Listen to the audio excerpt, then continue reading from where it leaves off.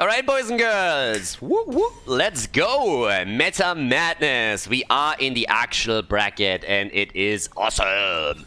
It's gonna be fantastic. So best of fives, they start today. The winner bracket match between Team Makke and Team Lauber is now starting up and we are going to see a ton of bans, obviously. There will be a lot of them. 10 heroes are globally banned. That's what we're starting with. So thanks to community bans, we have 10 heroes that are not allowed to be played in this tournament at all. And those heroes are Deathwing, Zul, Ana, Abatha, Johanna, Li-Ming, Sergeant Hammer, Rhaegar, etc. And last but not least, Greymane. So actually really good choices here also made. And all of those heroes will not appear in this tournament at all. And then from here on out, the rules are of course simple. So this time we're going through normal drafts, but every hero that makes an appearance in a game, well actually that gets played in one of those maps, is then also banned out for this entire series. We're going to keep track of all of that on sheets, and I'm going to try and provide them not only with YouTube links, but of course if you're checking this out on Twitch live right now, then our chat command !bans is going to give you all of that so you can track it for yourself. But it's going to be pretty epic. It's going to be a lot of fun. I'm really looking forward to the tournament here, and we should get, once we head into Game 4, Game 5, some crazy setups here as well. It is going to be a fantastic tournament, and I hope that you guys stocked up on a little bit of popcorn, on some beers, and we are ready to go. And on the beer discussion, by the way, we had huge discussions about beer. So first of all, my personal opinion, IPA isn't beer, it's a disinfectant. Second of all, when we're talking about beer, European beer just beats the shit out of American beer. The Americans got very mad yesterday at that statement.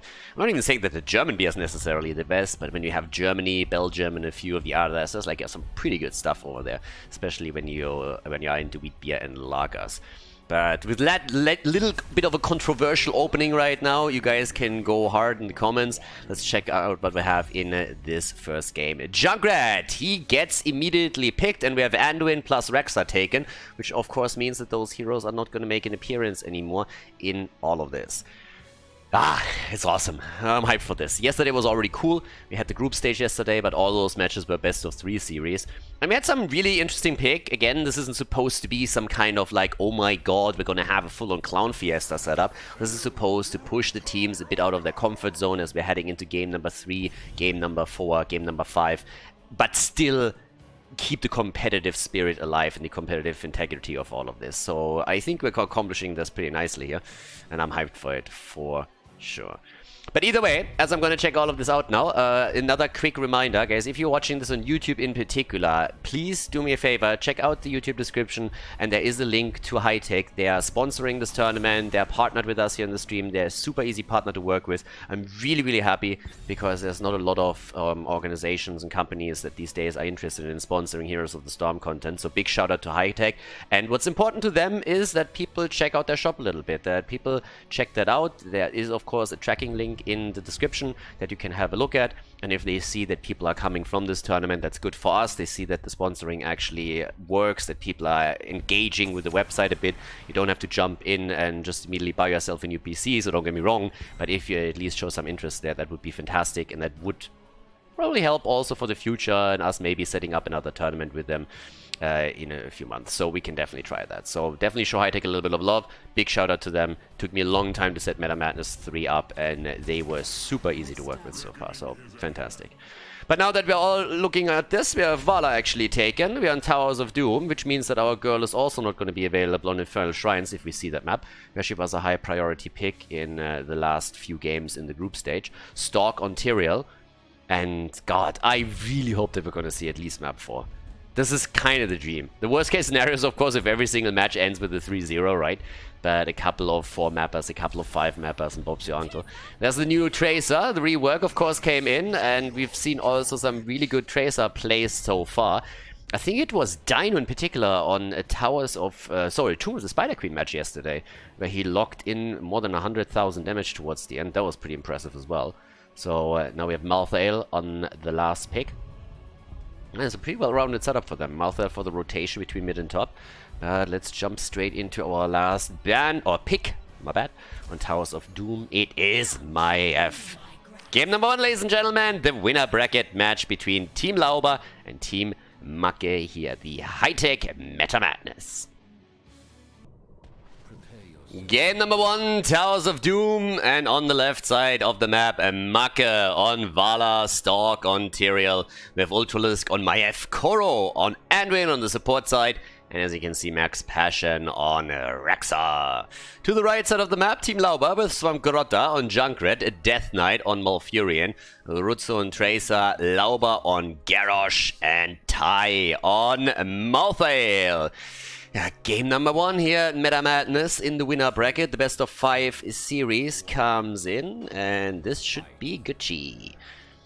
I'm actually pretty happy for this. Also, we're going to take a closer look at Tracer. Yeah, Dino is the only one actually that... I mean, we have the 1-2 punch again. I still feel like that's a silly name, seriously. I mean, Tracer can punch me all day long. She definitely doesn't have any strength in those tiny arms of her. I totally get it that the girl is nimble on her feet and quick, and she probably has insane aim with those guns either. But getting punched out by her, yeah, I don't really think so. So yeah, but the 1-2 punch is in, and that's actually a talent that we've seen now yesterday a few times. We've had a couple of variations when it comes to the build on Tracer. There's a few talents that seem to be fairly locked and loaded on level 7 now instead of 16, for example, and also the new level 4 talent. So these seem to be talents that at least the players that we've seen play her so far more or less agree are really, really good. But we'll check it out. Yeah, of course, another question that we have that is Ultralisk's internet today a little bit better than yesterday? A bit more stable? Or is that the reason why Team Makke in the mid game is usually trying to spice things up a little bit and to really accelerate their victory, because they're afraid that Ultralisk eventually is going to drop out for good? Whatever it is, we're gonna see soon if he can stay in a little bit longer. Explosion gets a bit of damage in against Tai. The fight over the camp is still continuing though, but the first blood is in. And Team Makke actually did a fantastic job yesterday. All jokes about Ultralisk aside for just a second, they had incredible coordination. I was really impressed by their performance. Very, very strong team that Makke as the captain drafted together here. And they worked like a well-oiled machine yesterday. It was pretty cool to see. We had a few teams that had incredible synergy already and really good calls too. So that's something that we're probably gonna look on today a little bit more as well. But I want to see if there's, for example, someone stepping it up a bit. We've seen it with Team Quacknix, right, in the in-house tournament, just to give one example, where they struggled a little bit in the group setup, but then once we headed into the bracket, they all of a sudden stepped it up massively and then went straight away to the grand final, so that was impressive as well. Now with the... Ooh, nice! The flip, the Wall of the Warden, and the save from Anduin. Good move by Lauber in the first place, but also great reaction from Team Makke, as we have the Pulse Generator, the new level 4 talent, once again on Tracer. So that's pretty much a given as a talent choice. Bit of a rotation here into the middle as they're going to try and make their play. And yeah, let's have a bit of a look of what's going on with that. The rotation not going through the middle here, therefore no catch.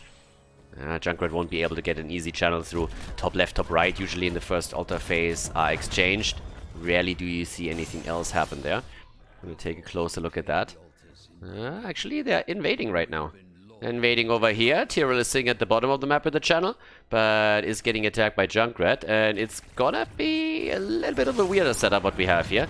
First channel is through. Tai should be able to make this happen as well. Misha is down and down to the bottom of the map.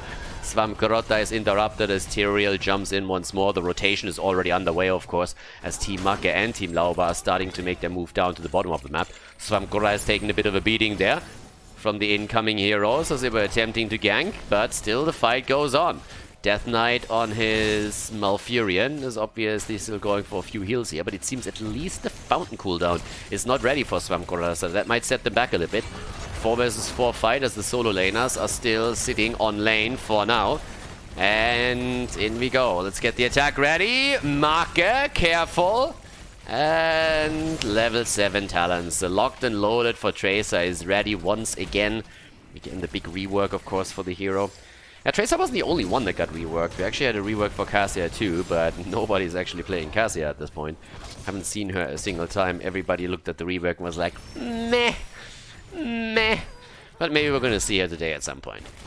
Again, when we're actually heading into a 5th map, it would mean that 56 heroes are banned out as we enter the game, which is pretty insane. Lauber pausing the game. Oh, what's happening here? Yeah, it seems like Ultralisk is not the only one that has a couple of problems every now and then. Ultralisk seems to be fine. He's still in the game, and he's immediately saying like, boys, it wasn't me. It wasn't me. It's not my fault. I'm here. I'm here. I'm actually here. It's not my fault. But yeah, it's actually the red team that in this case is going for the 3-2-3 moment, and immediately says like, all right, we might have to slow this down for just a second. But that's actually good for us because it gives us a bit of an opportunity to go over a few of the things here. So first of all, again, the 1-2 punch, the new setup here for Tracer, and they're already back. We have now the Pulse Generator as a level 4 talent, so this one's new. This one is pretty much set. I have not seen a different Tracer build that didn't go into the level 4 talent. And the Locked and Loaded as the kill comes in against Vala is also a set talent for most of the Tracer players over here. Yeah, Rutzo is locking that in right now. Yeah, with that, we have the build already in. Whatever the reason was for the quick pause, it's already resolved, so we're good. Not really a lot that we could talk about here, but still, we are fine. That laugh. Okay, dude, are you okay? Cam's taken. Actually stolen away here on the left side, so that was a good move. Tracer is coming in and trying to get some damage in against Max Passion, who went into the Hunter-Gatherer. Yeah, pretty good talent, actually. I mean, Hunter-Gatherer and the extra armor that you get for yourself in Misha is always kind of nice. He's struggling a bit to get the globes together, but still has a lot of time to work with. Only 5 minutes into the game, so that's not a problem. And off we go. Right now we have still the setup in the middle where Tracer is trying to get some damage in against the Rarexa. But the altars are spawning up at the top. Shouldn't really be an issue if we're honest about it, because it's pretty much the same setup that we've talked through earlier already, where you are just looking at a situation where the teams will exchange those towers, top left, top right. I highly doubt that there's going to be anything else happening. You don't want to push in, especially in the case of Team Makke. They don't want to risk that because of the early level 10 that we're going to see for the red team. If anything, I could have honestly seen Team Lauber trying to interrupt on the left side with the channel until they have their own level 10, so that they can push in a bit more aggressively. But instead, they're trying to go for the fight over here. The bomb does some damage, but Roots isn't able to get the kill secured. If Malthael was around for the last rides, that might have been a bit different, but he was of course busy at the top lane, so that didn't work out. Soon TM also the level 10 for the blue team, and then Makke and his boys can actually start to fight back into this. Yep, off we go. There we have it. The light bomb, the cage, the sanctification, they're all there. Yeah, good setup for sure. Especially Light Bomb can be super annoying if you have a Tyrael that's just jumping around the entire time. Stalk here in Heroes definitely doing a lot of work. Strafe, again, doesn't see a need to go into the stun. I don't either, to be honest. So, yep, that's pretty sweet. Gets that set up. And off we go. So, let me see. What are we going to get with that? For now, we actually still have 2 kills against 0. So Team Lauber is actually doing pretty well so far. They came in second in their group, by the way. Team Makke, they took the pole position in theirs. So that was pretty sweet for them. Took the easy number 1 spot. That's why we have the 2 teams going up against each other. Number 1 of Group A versus of Group B versus number 2 of Group A. The Boars unleashed, the Sanctification on the ground. Immediately the attack with the Strafe already coming in, but the Reptile against Makke doing some good work here. Still fairly even. I mean, again, this first game you can really tell that they're just testing the waters a bit over here.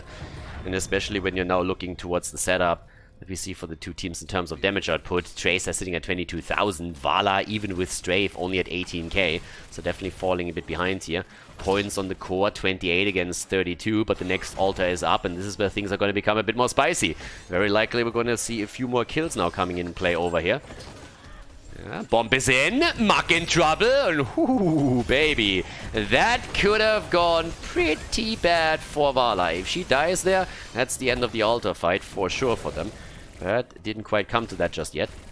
So, the attack as they're trying to move for the next target. This time it's actually Lauber that gets attacked, but they get the kill against Misha, and that's a stack for Malthael. So, they're stacking him for the late game. That's actually not too bad either. It was not really the flip and the setup that I expected, but it's honestly not really all that bad. The move towards the top as they're trying to go for another kill against Makke here. That's also a moment where the last rides would have probably come in handy. But Team Lauber is starting to set this up very nicely around the shrine now. Getting fairly close, but the strafe comes in. Yep, Vala is ready for this. Gets a bit more damage in, and Death Knight is in trouble. There's the light bomb, and that's a kill. Malfurion is down. And, well, that's an altar channel for them. And by the way, this is actually the first one that they got in. And with first one, I mean the first kill that they got. Of course, they have taken some altars before. But that was the first actual kill that they secured for themselves here. Raxa in his progress on the level 4s is sitting at 15. Fairly close, actually, to getting the extra armor, which will make his play so much easier. Malthael steals the camp up at the top. Max Passion can't do anything about that. Yep. And in the meantime, with level 13 talents now on the board, we have the inevitable end. Also seeing, in addition to that, the double up for Garrosh.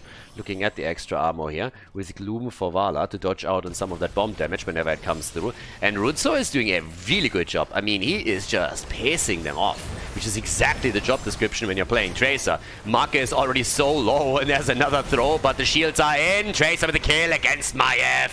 The kill attempt against Malthael, and he is dead. Malthael down, the counter kill is in. The aspect of death, my ass. He's dead a lot. I think he misunderstood that a little bit. But now 30,000 damage for Vala. The problem is that we have Tracer on 40,000 just zipping around, but in this case eliminated. So they finally shut her down. And since they are already at the boss, you might as well, right? You mind? Nope. Alright, let's go for it. So they go for the boss play here. Try and set this one up.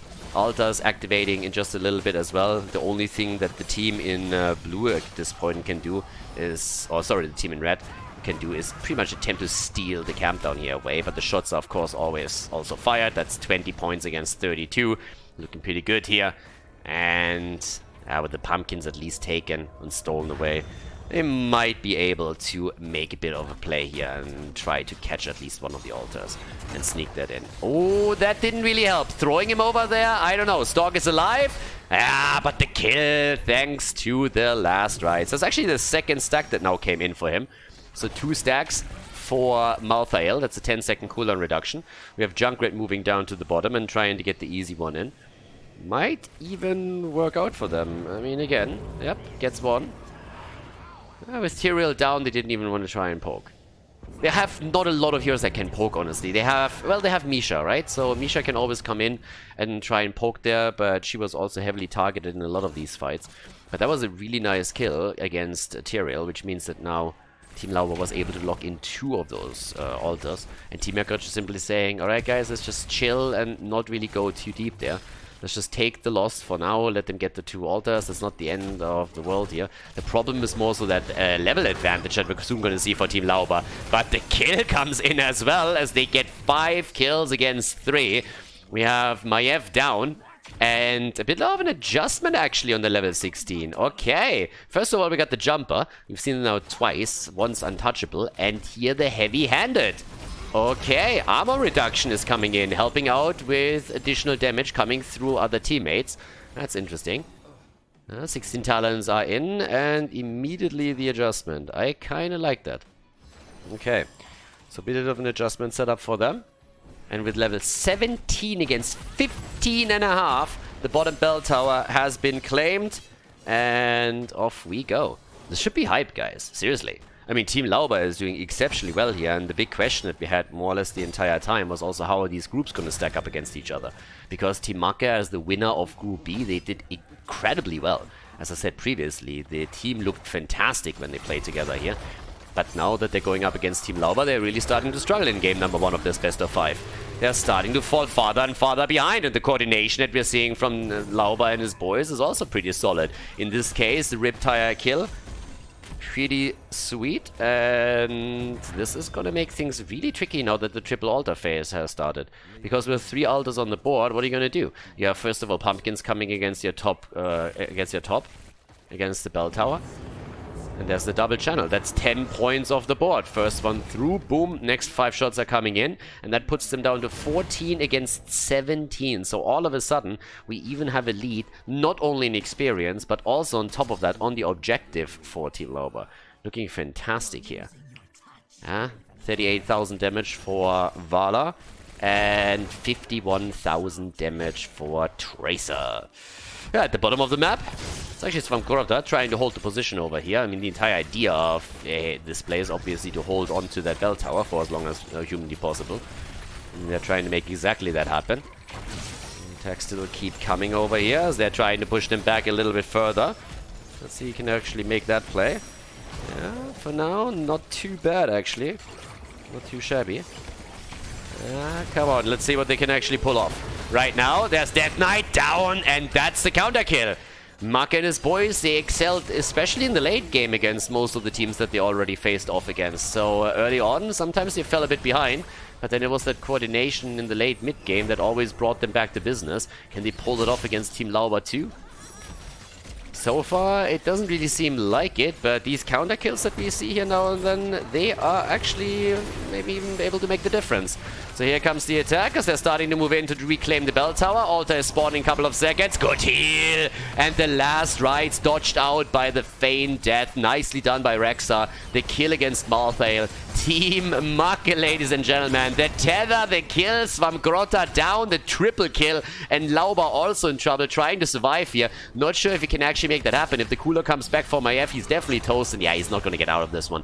Makke has Manticore right now, and they go in for the kill. 7 kills against 7 now. That was some solid and sexy play over here. Fantastic opening into our first bracket series here in this double elimination system. Love it. Great setup. Very well done. Team Makke and Team Lauber, they seem to be evenly matched over here. Very, very fun to watch. For sure. Okay. I have no clue who's gonna take this. I mean, level 20 talents are, of course, now also slowly coming in. There's only a bit of experience missing for Team Makke to get their talent right away. Not really a lot missing, if you're honest about it. And the pressure is now mounting up on the bottom of the map as the blue team is attempting to claim the bell tower of the opponent. Could definitely work out here. They're immediately moving in, and since nobody's ready to defend, there's nothing that they can do. Level 20 is in. That's the Farflight Quiver for Vala, who now can, of course, get reliably auto-attack pressure and Manticore damage in against the front line. So that's already stellar. Now we're looking at 50,000 damage for Vala, 60,000 still for Tracer, so she has taken the lead. We should still point out that she obviously is also going up against the Rexa team, which pretty much just means that you have opportunities to get extra damage in against Misha without having to expose yourself too much to potential counter-aggression. So that's something we should probably still acknowledge at this point. But yeah, the setups are here already. Everybody's sitting around the middle. Let's see what they can actually do for now. Rotation maybe even down to the bottom of the map at this point. Trying to get that altar. Trying to also still control that. Maybe even get the pumpkins connected. That would be great for them. 0 kills against Anduin. Yeah, if Anduin is good at one thing, then it's running away. He's a little bit like the French. So it's the French defense that he excels at. And with that, we have him as the only one without a single death just yet. Kidding! There's definitely people that are going to be upset by that. Did you really just say that? Yes, he did. Oh my god. Okay, so Vala gets the channel, and off we go. Boom! 8 against 14. Yeah, all of a sudden, single digits, ladies. Not sure what to do here. Single digits are in, and last right still at the 2 stacks, by the way. What can they actually pull off? 20 versus 20. And let's go. Bot lane, Junkrat, look at this. Bam, bam, bam, bam, bam. Get that bell tower back, but the fight in the middle, that's a different story. They're starting to jump in immediately here. Ooh, Garrosh. Yeah, Garrosh is immediately rushing away. We have 14 against 8. Well, the points are there. With 5 bell towers against 3. You need still 2. Keep that boss in mind, though. The boss is still up, so if you get pumpkins and you can get the boss set up as well, then that's something that you can pull off here. Here's the attack coming in. Lauber. Oh, clutch. Ah, the sanctification and the kill. They can move in deep for it. And that is another kill locked in against Garrosh. 8 kills against 7 now in total. Now, the bell tower at the bottom is going to fall, but it seems like they're going to rotate towards the boss to claim this once again. And that will put Lauber's team down to 4 points on the core, which of course means one single altar channel is going to win you the game. And with 2 altars coming up, That is pretty important there. Okay. That's a big opportunity now for Team Makke to lock in the W in game number 1.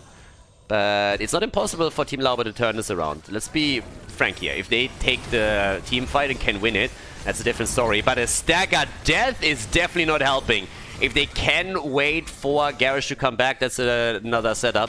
At least he had no one can stop death, but they're just staggering the deaths in as this happens. To be honest, they have to. They need to try and interrupt here. They can't just simply sit tight and wait for this to happen. If the channel goes through, the game is over. They know that as well. So it's one kill after another. A Stalk makes it happen. The victory in game number 1 goes to Team Makke. Nicely done as they open up this best of 5 series with a win.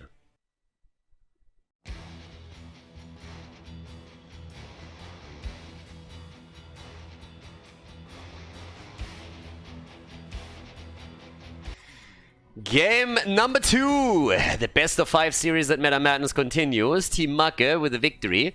Team Lauber actually doing pretty well at the beginning of the map. But now that we're heading into Tomb of the Spider Queen, the red team is behind. Of course, now that we are heading into this, as the draft starts, 20 heroes are already banned out. The 10 heroes that were played on map number 1, and the 10 globally banned heroes that I highlighted a little bit earlier in the draft for the first map. So, yeah, it's gonna get a bit interesting already. It's only map number 2. Again, the real highlights, they start when we head into game number 4, game number 5. But I want to reiterate once again, this isn't supposed to be a full-on clown fiesta. This is still supposed to keep the integrity of the competitive spirit here alive. So, we have Medivh banned out for Tomb of the Spider Queen. And, well, let's go. There's the Zarya ban. There's a lot of the heroes that you normally would see on this map that are banned out now already, that just can't be played anymore. Johanna is the prime example, Zul of course too. So there's a ton of the heroes that just excel at clearing waves that are not available any longer. Greymane, for example, another hero that's banned. That's going to impact any kind of draft that goes into Battlefield of Eternity 2. Especially since Li Ming is also banned out, so that leaves you with only a few choices. You can still play Hanzo, you can play Vala, but your options are starting to become a bit slim. Reyna is always a good pick on that map as well, but if he, for example, gets played in a previous match, then you have a bit of a problem. But as it happens, we now got, our last ban coming in for this one, in the first rotation. And it's Tassadar. Yeah, Tassadar has actually made a bit of a splash on Infernal Shrines in particular. Got buffed in the recent patch as well.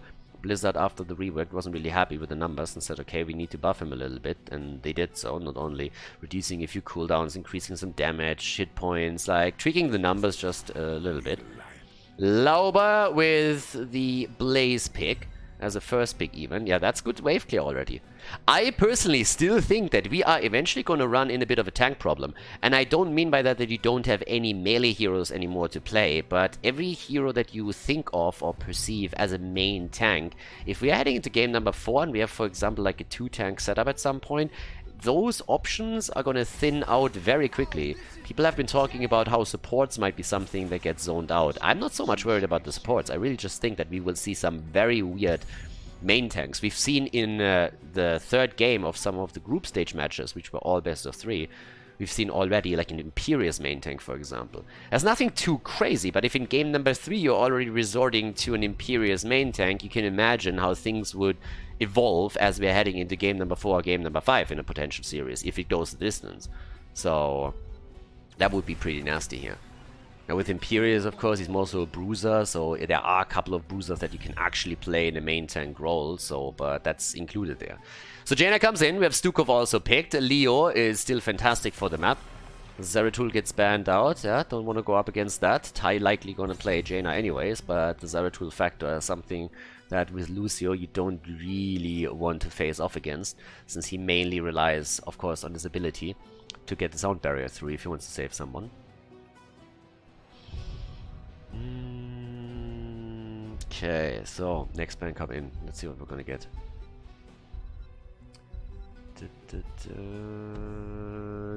Boom. Sylvanas. That's a good ban too. There's a lot of momentum that you can actually ride with this. Okay. Yeah, again, it's gonna become interesting. So they need a main tank. Oh, they should at least get one. Main tank and damage is currently still missing. And I went over a few of the bans earlier. You can also check them out in the description. But yeah, the top 10 bans.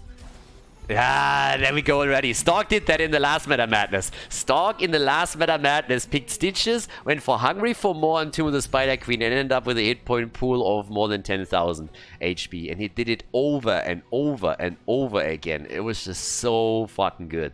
And now we have Stitches and Carrigan. But yeah, it's always a bit surprising to me to see some of the bans come through in Meta Madness, the community bans. Banning Abathar makes no sense to me. It's always awesome when you have an Abathar game. And to see him in play is great. Instead, some of the heroes get not banned that we see every time. The Svampgrotta Murky, we've waited for this. He played it in other tournaments already, and in this one he says right off the bat, okay, this is my moment. Oh, it's getting so good. But I was about to say, the community bans towards the end were fantastic. Greymane, ETC, bam, out. Zul, Ana, all top heroes that we usually see over and over and over again, and they were eliminated. Now we have Phoenix in play, we got the Murky, we got Stitches. Guys, what do you want more? Game number 2, and it's gonna get hype. Let's jump straight into Tomb of the Spider Queen. Game number 2, and it's already getting wild. The Murky again, Svampgrotta. Now, we have to throw that out here. Svampgrotta actually played Murky already a few times. We've even seen Murky banned out against him on 1 or 2 maps in the in-house league, which was kind of funny because he loves to play the hero, and Murky can actually be fairly strong on this map in particular. But we got the Stitches, for example, so yeah, he goes for the Hungry for More. You see exactly what I talked about in the draft. I love this.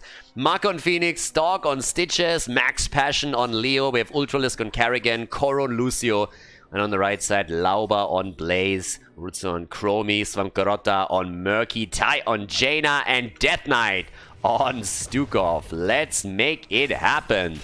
So first of all, why exactly is Hungry for More actually so fantastic? One of the reasons why you can get mad value... Oh, that was a quick kill. The double mage setup over here, fantastic work done. Yeah, it's insane burst damage. If you have a double mage, the problem is that once that your abilities are on cooldown, you don't really have a lot to offer. So that's why we normally see a sustained damage dealer together with a mage. But a double mage setup can be quite powerful when you're just trying to burn someone down. Good counter kill against Jaina though. Mace to the face. Makke! The kill as Lauber comes in with Blaze. What an opening into this game already. What an opening here. But let's talk real quickly about Stitches. So Stitches is level 1. If you know that you're going to end up in a long game, then this is actually a really good talent to take. Because if you can, as for example here on Tomb of the Spider Queen, rotate between lanes and just get some globes together, you're going to end up in a great position. Well, in this case, it's not really so great just yet. There's a couple of advantages to having good Devour stacks and, to have good stacks on the Hungry for More. First of all, you increase your hit point pool with every single regeneration globe by 30. That adds up quickly, and you're going to have several thousand hit points in the late game as an addition. So you also get a movement speed advantage every 15 globes by 5% up to a cap at 60.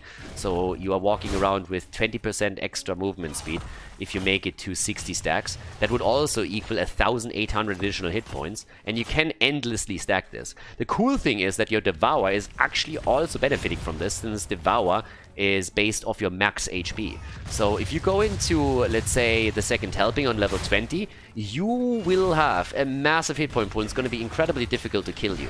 Now in the early game, that can of course still be abused, you can be taken down there, but in the late game, if it ever gets there, and let's face it, with the new tower mechanics, this is kind of likely, you will have a mad hit point pool to work around. When it comes to Murky, it's slime time once again. We have on level 1 the fish eye, as we usually get when he plays that hero, and now the slime time to try and get some stacks together for the slime bonus and the amount. This is going to be a great game. It's 3 kills against 1 already. And yeah, I don't know. It just makes me happy. You know, I look at the lineups, I see that Stitches, I see that Murky, and I'm already a happy panda. Lauber over here trying to get the kill against Koro, since he is a bit worried that he might die as well. That kill doesn't come in.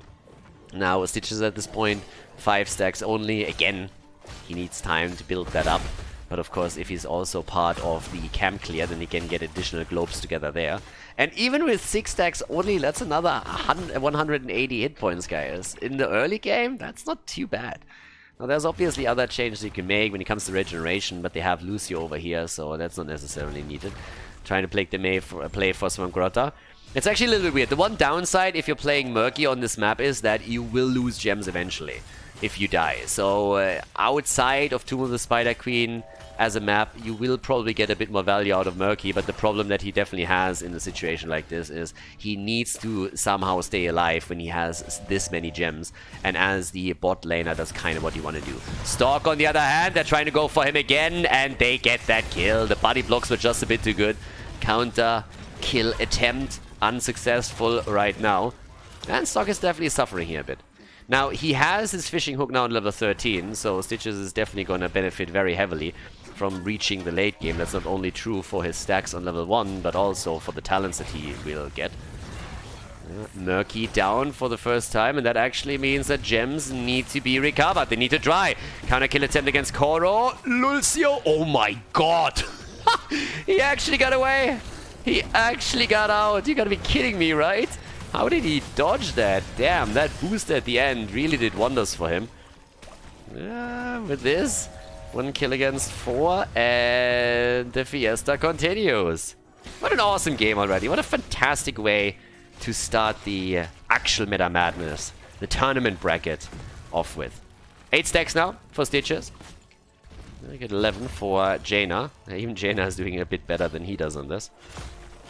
Getting a good lock in. We don't have a single turn-in, by the way, just yet. Actually, we have on the side of both teams enough gems now to get that turn-in, but they haven't really focused a lot on it. This is starting to become a thing now, though. Max Passion with 32 needs to be very careful as well. Keep that double mage setup in mind. The burst damage is insane, and they get that burst damage. Stitches wants the gems. They're moving in from all sides, trying to recover them, and they do. And Stalk is moving away once more. Gets the hook! Bit of damage. Oh, the combo with Karrigan, and what a beautiful setup. Straight over the wall. Ultralisk showing no mercy there. Really well done. That's now 5 kills against 2. But yes, all of that goodness here at Meta Madness just continues.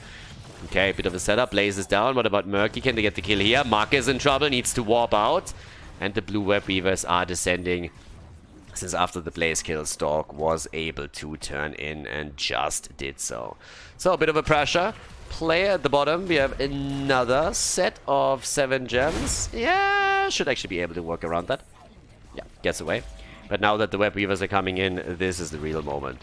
This is now the moment where we're gonna see what else they can actually do here. If they are in a position where they can break through the wall and take the fort too. Highly unlikely, honestly, with the first web weaver wave, unless you get additional kills. It's going to be tricky to make any of that happen, but it's not really impossible. I mean, again, if you can pressure enough, force the opponent back, then that is an option. That's something that you can actually pull off, and they're trying here. We have web weavers at the top being defended against by Jaina. Down at the bottom of the map, Makke is the one to try and deal with it. But the setup over here already cost them the fountain, and it could very well cost them the fort too, of course. So, up, there we go. Ultralisk, Tai, Makke goes down at the bottom of the map. Ultra's not really making a play yet. Fort in the mid lane, nearly eliminated. Fort at the bottom of the map is actually low. There's a temporal loop. They're trying to go for Chrome here. There, nicely done. The ult on Lucio as he drops the sound barrier, keeps him alive. Makke has to warp out and does. Karrigan in the meantime gets the kill against Jaina. The fight down here though still continues with Stalk also about to be eliminated. He's dead. And it seems like we're also maybe getting another kill. Leo, nice, able to get away. But that's a kill for a kill.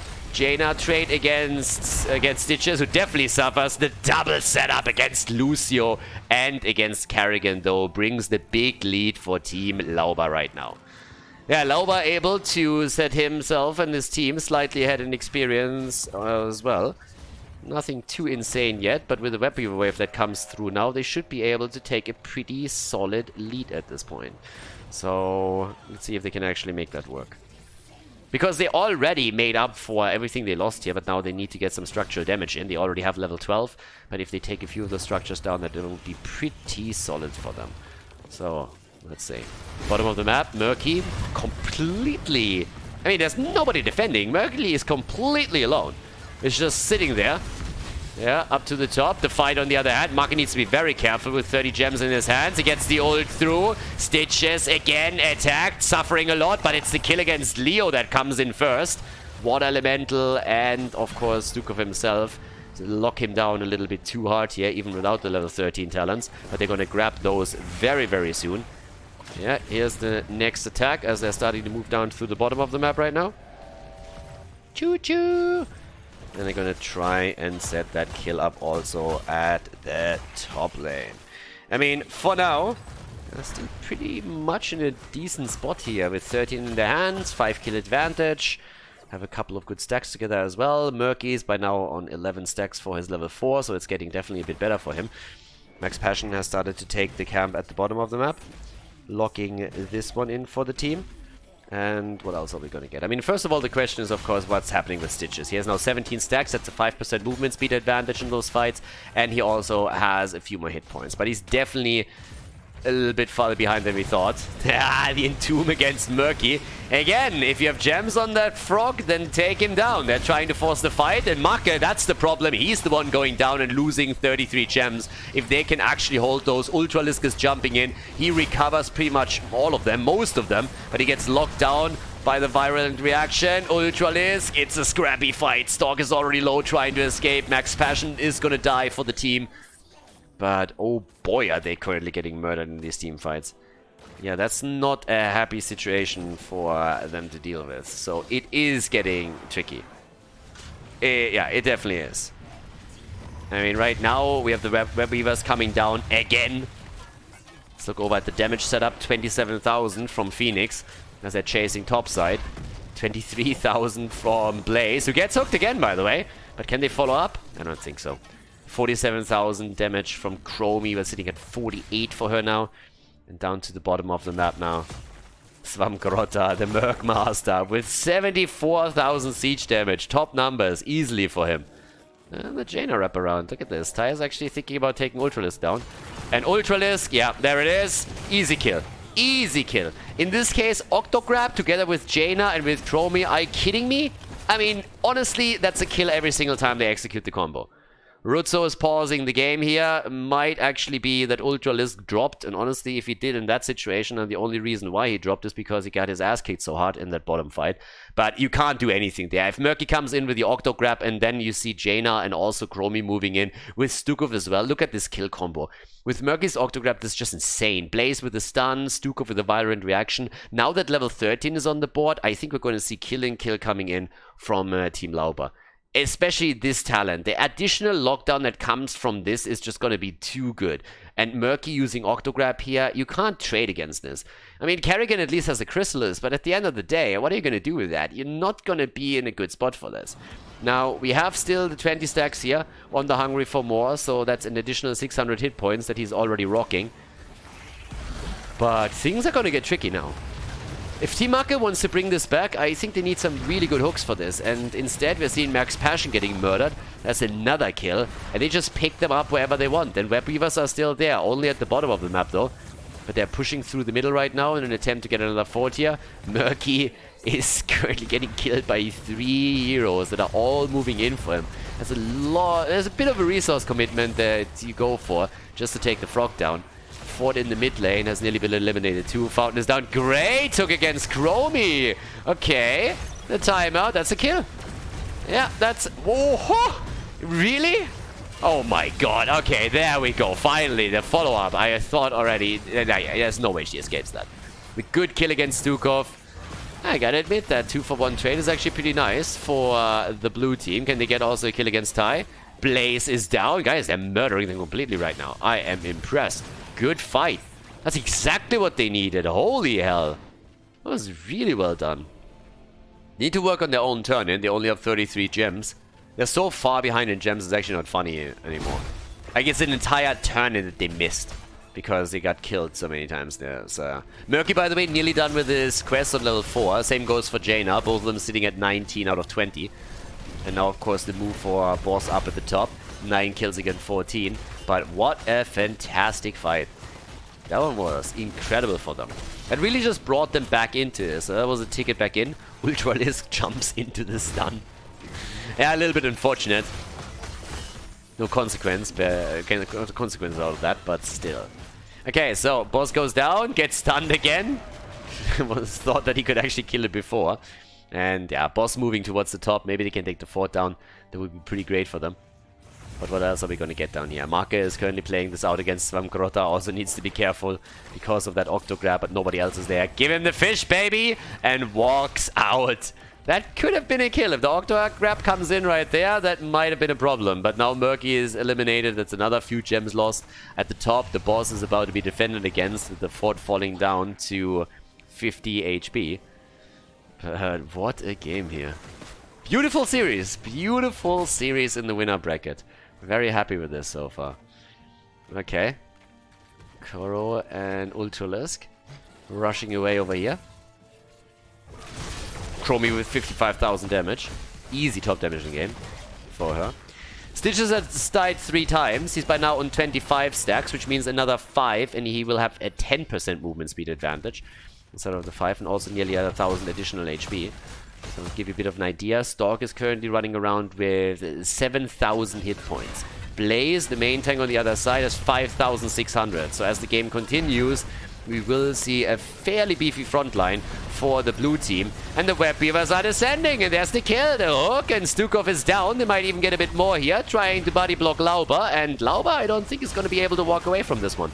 There's the kill, so he's down as well. And that's a 3 versus 5 on the map. And seriously, as the game continues, this might become a bit problematic for Team Lauber. Very similar setup that we saw when we compare this to game number 1. The early mid-game belongs to the red team, but then the blue team comes back swinging as they scale into the late game.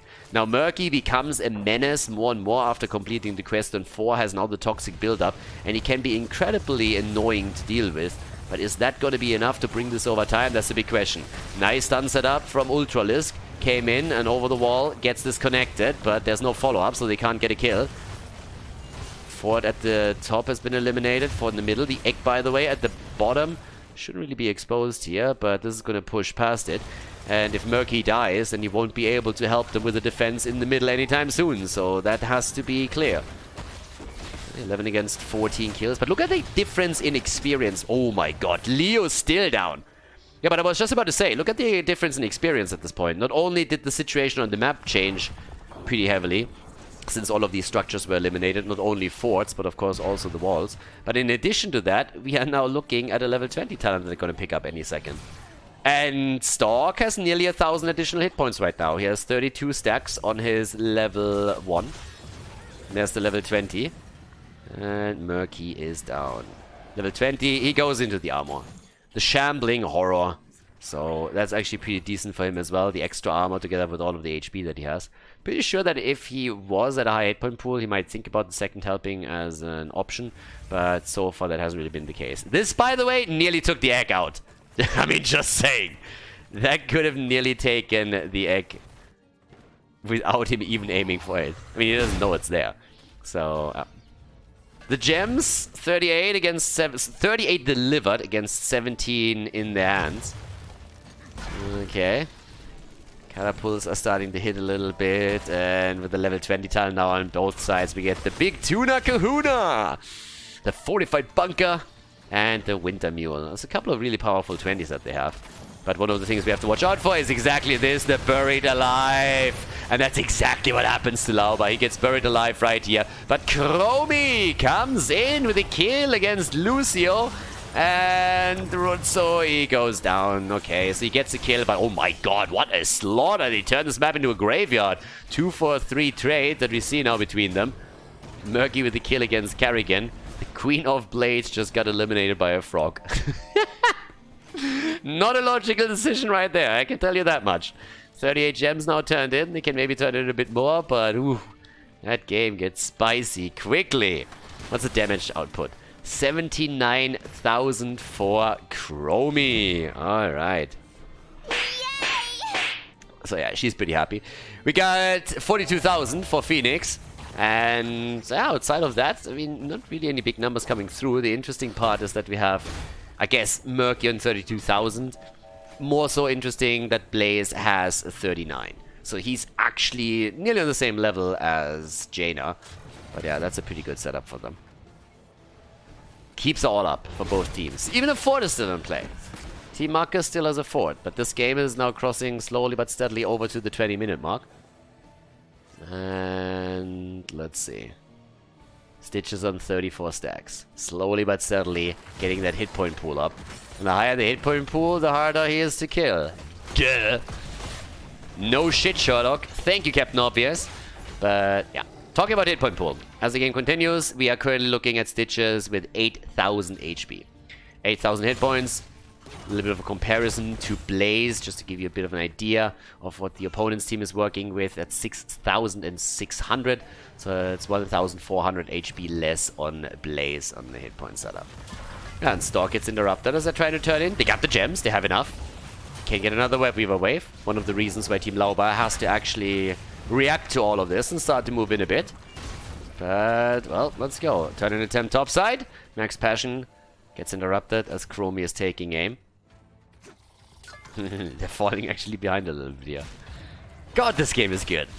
Seriously, this series has been really fun so far. Towers of Doom was already great, and now that we're on Tomb of the Spider Queen, it's a pretty enjoyable one as well, where Lauber can show off his main tank Blaze again. There's the Water Elemental, they're locked down with a viral interaction against Makke, and he actually gets away, but barely. And there's also a few heroes on the red team side that are incredibly low. I mean, just look at Death Knight, for example. The two, he didn't get the connect against, oh my god. Makke is at least down, but if he gets the connect against Stukov over here with his old Phoenix Cannon, lock in the kill. But did not happen that way, it didn't quite work out. Now we still have the turn opportunity though. Makke is down for just a bit longer, so Makke is about to be back in business. But Max Passion, yeah, he gets the turn in. Blue Web Beavers, they still need to save stock though, can't lose him right now, that's the crucial moment right here. Murky's still in the back, Murky's just sliming it up. Ultralisk is already saying like, fuck that frog, seriously, just fuck that frog. Moves away, stun combo and a kill. Leo is down, but that's a trade that you're happy to take. Blaze is down, ah, the Octograb, and Lulcio is also dead. Look at that spike here. Makke with 150,000 siege damage, and he is able to get the kills in. Takes Phoenix down, is able to lock in the kill against Lucio too. Makke getting the MVP here slowly but steadily. 41,000 damage for him, and the frog is definitely going bonkers over here. So, yep. Top side, Big Tuna Kahuna is going for the defense. Yeah, Murloc is angry. He's really angry. Okay. So Swamp Grotta with the Octograb doing work. Now it's 21 kills to 16. There's still a bit of damage coming in with the Web Weavers, but let's face it, the blue team needs to be careful that they don't lose even more on the way back. Makke has Octograb. Makke has Octograb again. Yeah, and there we go. Just says like, yeah, why not? 50-second cooldown? Hell yeah. Would have loved to use it probably on a different hero, but Stitches... Oh, sorry, Leo is better than no kill, right? So they take Leo down again. Max Passion is eliminated at this point. What a game. Yeah, we're at 21 minutes into this. Makke on 3,600 HP now. Stitches on 8,400. 40 stacks. And finds the egg! Finds the egg and can take it soon. TM down. Oh, the hook! What a hook and what a kill! Stukov eliminated the choke point, but Stitches, he has the HP by now. Now he has the hit points and say like, what do you want from me, huh? Tai is going to go down. That's the second kill. Makke on the other hand, he has taken the battle with the wrong frog here. The Octograb comes in. Slap him with a fish, baby. Slap him with a fish. Swamp Grotta again. Killing it here, literally. Whereas over to the left, yeah, Rutsu is going to be eliminated. The mace to the face. He missed it! No way! He actually missed Chromie. Oh my god. Juked, baby! Someone just got juked. They can take this one down, and that's a full death for Makke. That's a full death on him. They killed him, and then they took the egg apart, the bunker, and now he's down for the count. What a great setup for them. They also go for Lauber. That is bad news for Team Lauber now. That's 4 heroes lost. I mean, granted, Stukov is going to be back in just a moment, but that hurts. Oh, this is all over the place. Holy hell. Camp's taken. Where do you go from here? Do you go boss? Do you go keep? I mean, keep is already low and they take the camp, so you might as well just simply take it, right? Take the keep down as quickly as you can and then try to maybe fall back. Maybe you have enough time for the boss. I doubt it a bit. Are they trying to go core? I don't really think that that's possible, boys. Oh my god. 4 versus 3 with Murky back in 2 seconds and Octograb ready. That's a very optimistic call, I'd say. But they're going for it. They're trying. This might be a massive throw. 98%. Octograb. Carrigan down. Carrigan dead. Max Passion. He's also eliminated at Sudan. There's no way they take this core. That was a really optimistic call. Sound barrier had to be used. Tai comes in. Does he get the slow connected? Needs to be really careful. There's always the chance of a counter hook and then a quick kill attempt. Yeah, he speeds them up and they get out. Not sure what they were thinking here. That was optimistic to say the least. So that definitely didn't work out. Take the keep and then just fall back and work on the turn, I'd say. But whew. Yeah, that could have been even worse than that. So we are on level 23 now. Versus, well, basically both of them are level 24, right? So we're going to see that once the camp is taken. But Stitches has now 9,100 hit points. That is pretty hefty. Topside, Lauber is on 7,400 and they go for boss. And another attempt. Careful, Octograb is ready. Too much is ready if you ask me.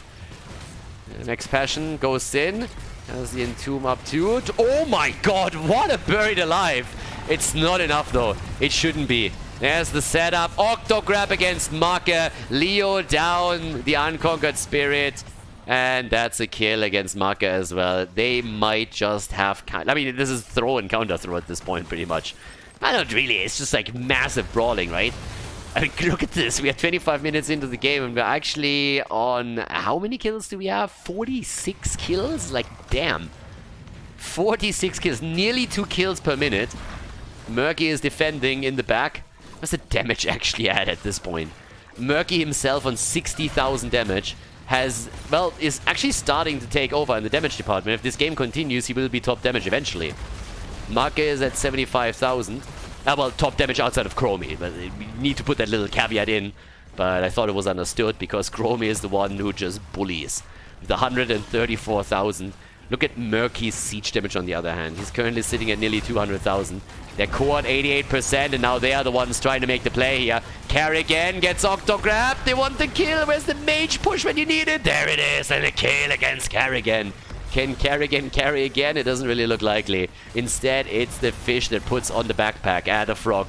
Murky coming in. And Team Lauber with a victory on Tomb of the Spider Queen, forcing the tie in the series against Team Makke in the winner bracket of Meta Madness. GG. Well played.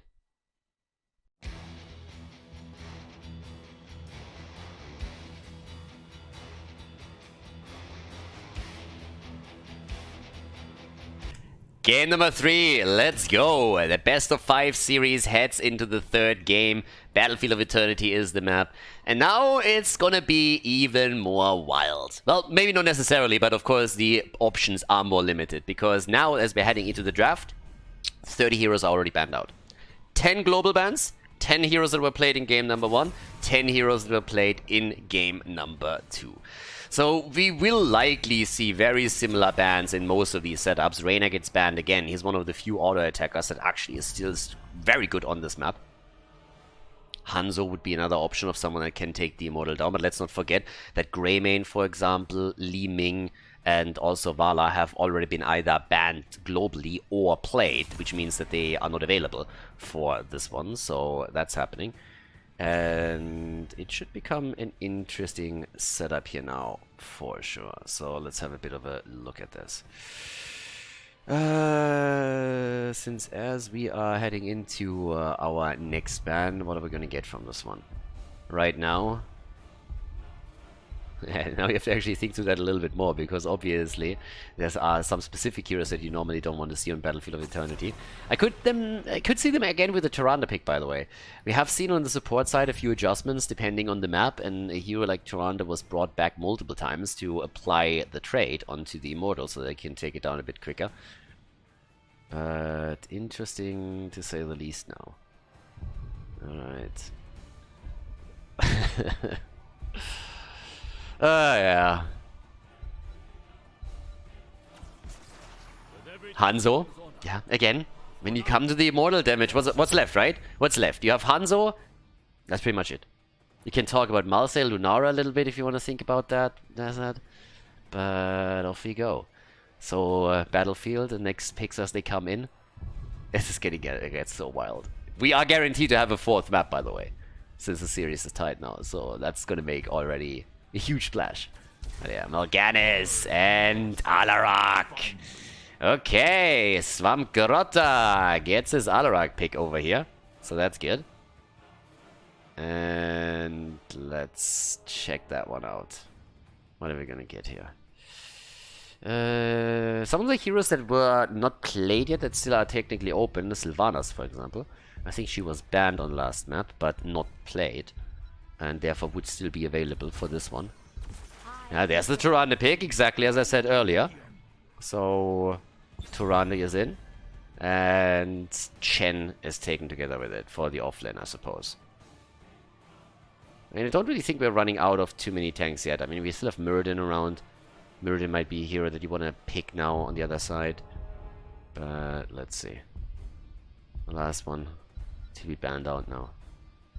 Okay, let's see what the next bans are going to be. Alright, first one. Diablo, yeah, playing around the tanks even more. That leaves Muradin up. So Muradin is still open. Others as well. I mean, technically you can also like go into, I don't know, Varian if you go for a sniper combo. If you have Varian, Taunt, Tyrande with the stun, technically you can make that work as well, but you would probably need a mage for a little bit more burst damage. There's a Sylvanas ban. That one was more or less to be expected. If anything, I could have seen Sylvanas picked early.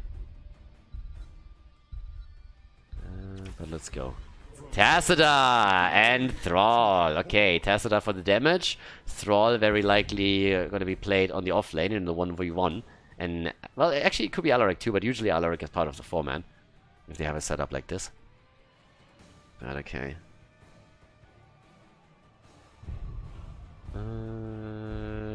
Righty.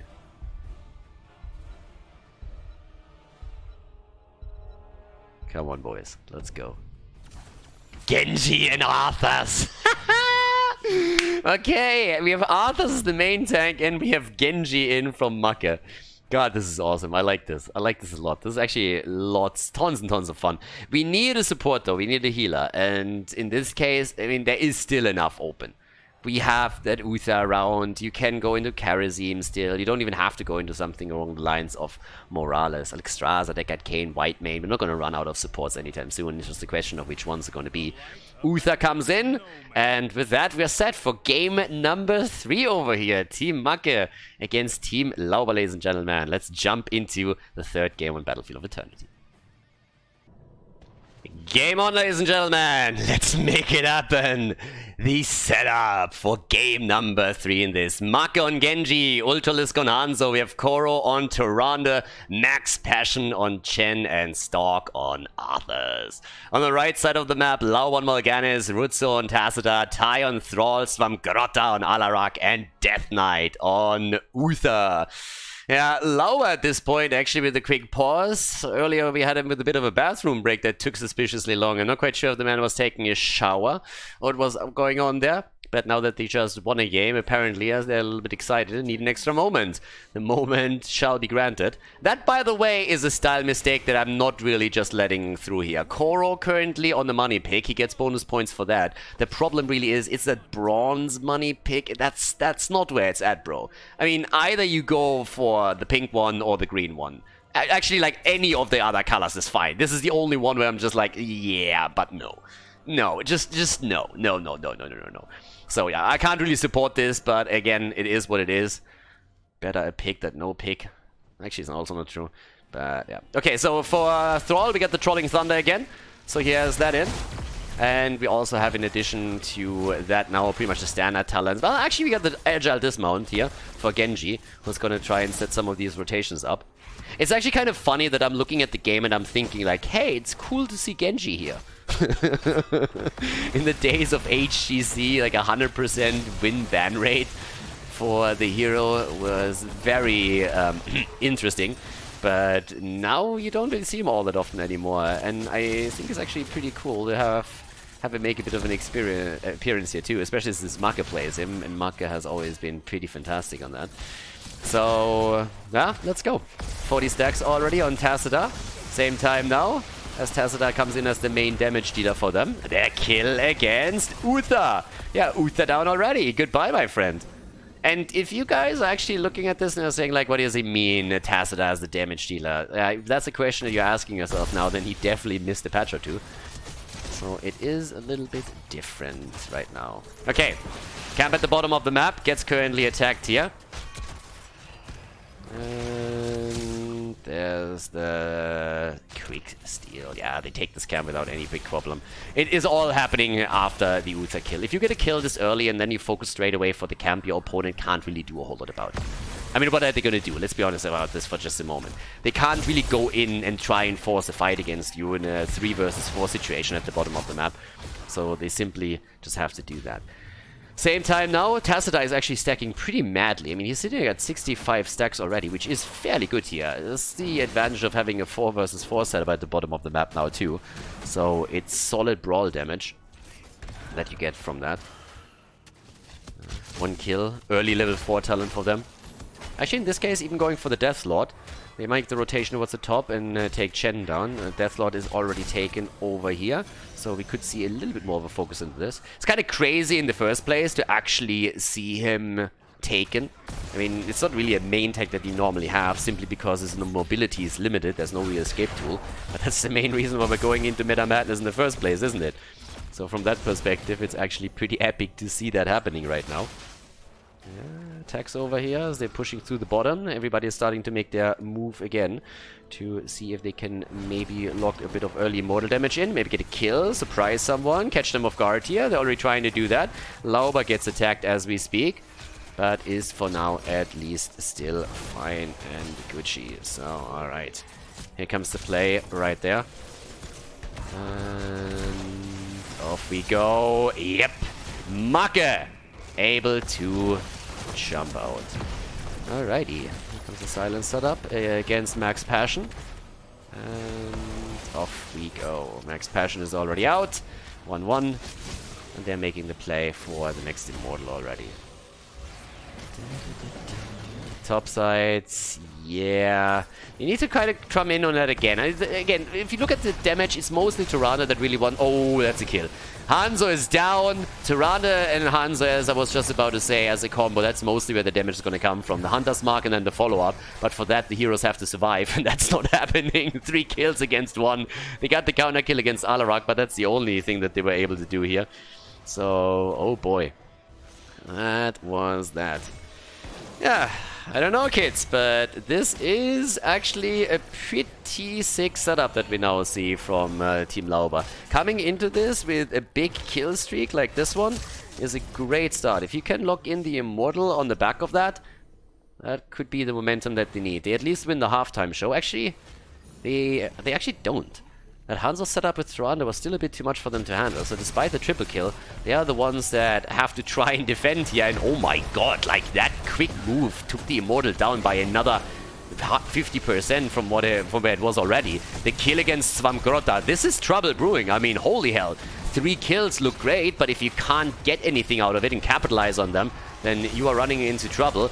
And that's an easy one. Ultralis gets another scatter shot connected. That's the end of the Immortal. Now we have 5 kills against 3. Arthurs went down. But the Immortal is claimed by the blue team. Team Makke has the control. It's going to travel to the top side as they're going to go for this. But that might actually become a bit tricky. Also, perfect defense on level 7 for Genji now. With level 7 talents, we also have the Ancestral Wrath. And, as already a little bit alluded to, we actually see that focus into the Death Coil on Arthas as he comes into the Immortal Coil over here. So it's actually kind of nice to see a bit more of a Death Coil setup. Always liked that on Arthas. In this case, they're going to go for it. Deviating a little bit away from the standard so that Stalk has more survivability, since he plays a hero that can easily get locked down. So when he plays at the front line against the 3 melees, he needs something to help him out with all of this. Yeah, Tyrande still dead here. The kill against Arthas. Even that Death Coil setup doesn't help you if your support isn't here. And of course, Tyrande oftentimes has trouble getting good numbers out when it comes to supporting in these circumstances. So that's another thing that we should probably still take into consideration. I mean, yeah, you get into those games in Meta Madness with now more global bans than what we had for the group stage. And you are running in situations where it is going to become a lot more tricky for you to get the picks that you want. As I mentioned in yesterday's games, by the way, in the group stage, wait a second, Lauber. Lauber instead sets up the kill against Genji. Makke, he actually survives it. Holy hell, 37 HP. But what I was about to say is, all of these teams have practiced and scrimmed for this tournament.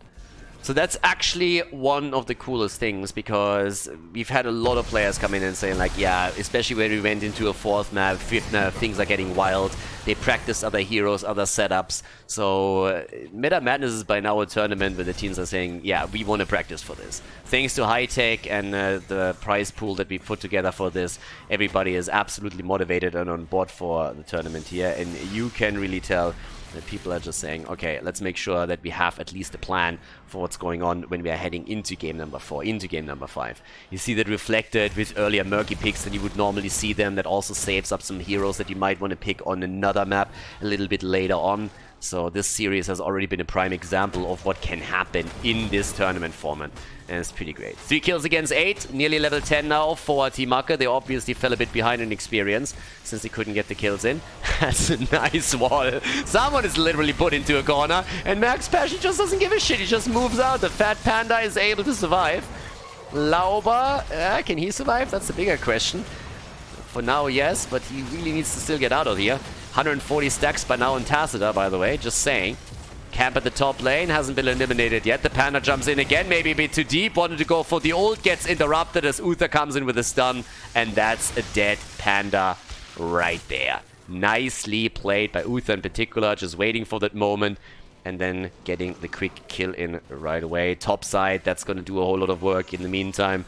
The blue team still pokes around the Immortal a bit. And of course they should with Tyrande and Hanzo around. We've seen what those two can do if they duo up for this.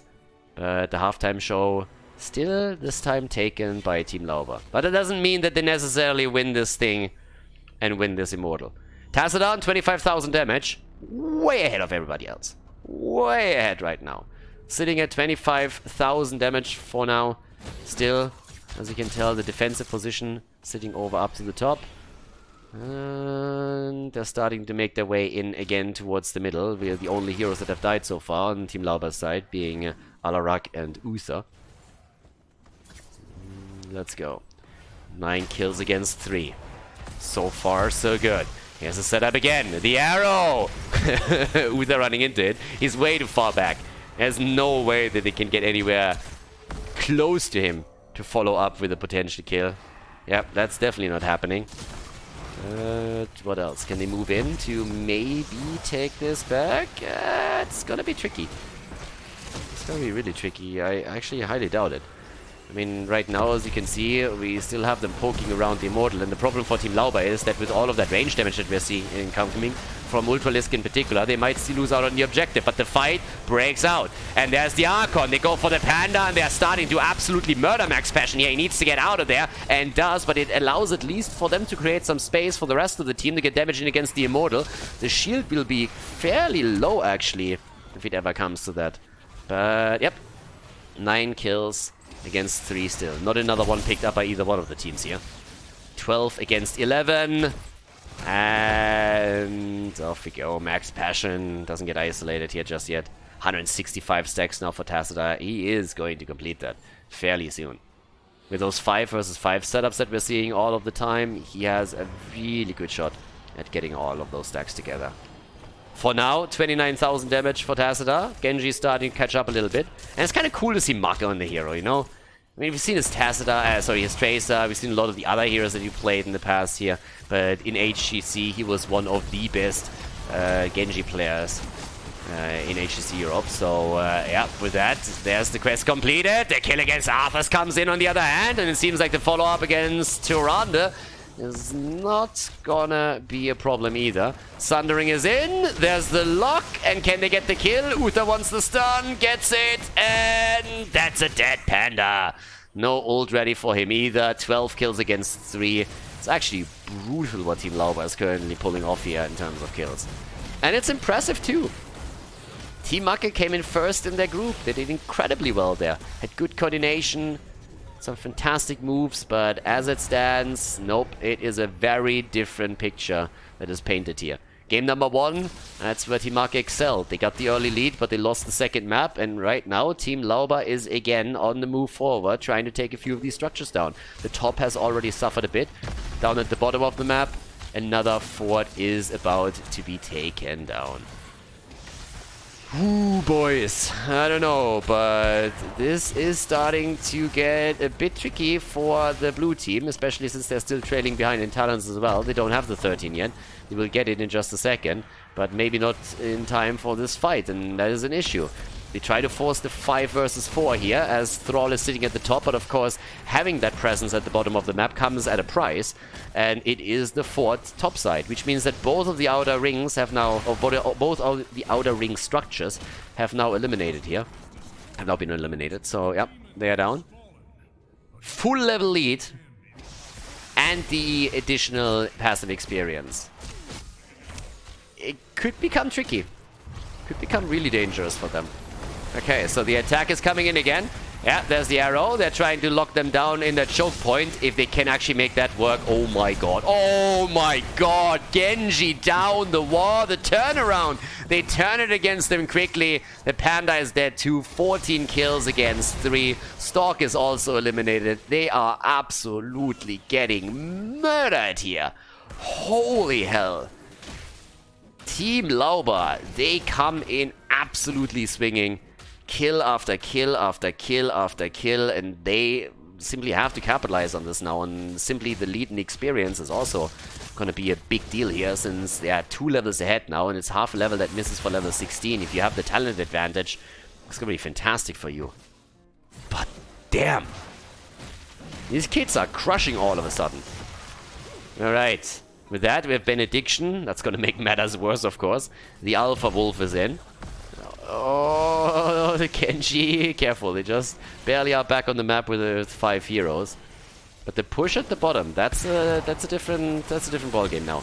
Camp is coming in, and they break through the wall easily. All the structures that are getting taken down now. Look at that damage, 40,000 damage for Tacita. 10k ahead of pretty much everybody else, with the exception of Alarak, who also has 34,000. Svamgrota doing some solid work on him. 15 kills. Oh boy. Yeah, well, we're looking at all of this. Let's have also a bit of a look at the stack progress. Sadism, by the way, at 145.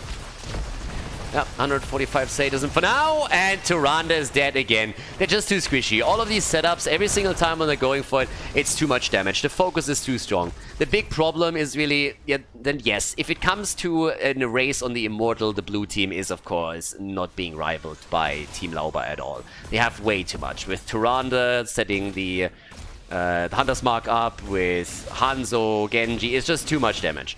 But if you just kill the opponent before it ever comes to that, then yeah, that's a different story all of a sudden. So, yeah, 3 kills against 17.